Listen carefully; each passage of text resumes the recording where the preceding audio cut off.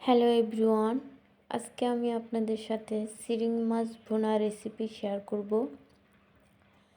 দেখতেই পাচ্ছেন এখানে আমি চিংড়ি মাছগুলো ধুয়ে নিয়েছি। পেঁয়াজ, কাঁচামরিচ, ধনিয়া পাতা, টমেটো আমি কেটে নিয়েছি। এখন তেল দিয়ে দিব, পেঁয়াজ কুচি দিব, ভালো করে নেড়ে তারপরে দিয়ে দিব কাঁচামরিচ কুচি।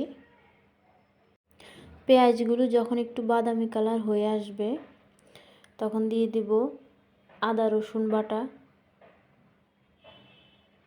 দিয়ে দিব টমেটো কুচি,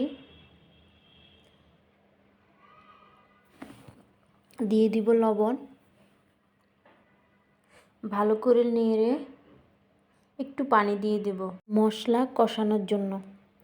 দিয়ে দেব হলুদ, মরিচের গুঁড়া, একটু জিরার গুঁড়া। ভালো করে নেড়ে নেব।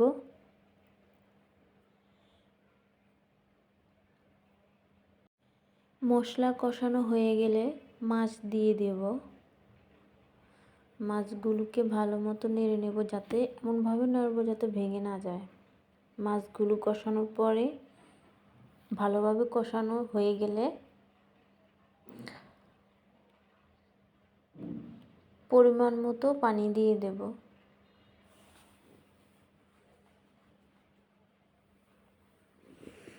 ভালো মতো নেড়ে ঢাকনা দিয়ে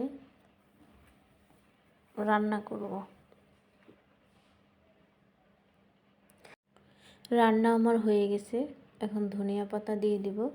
তো বন্ধুরা, আপনারা বলবেন কেমন হয়েছে আমার রেসিপি। যদি ভালো লাগে তাহলে অবশ্যই লাইক শেয়ার করবেন এবং আমার পাশে থাকবেন।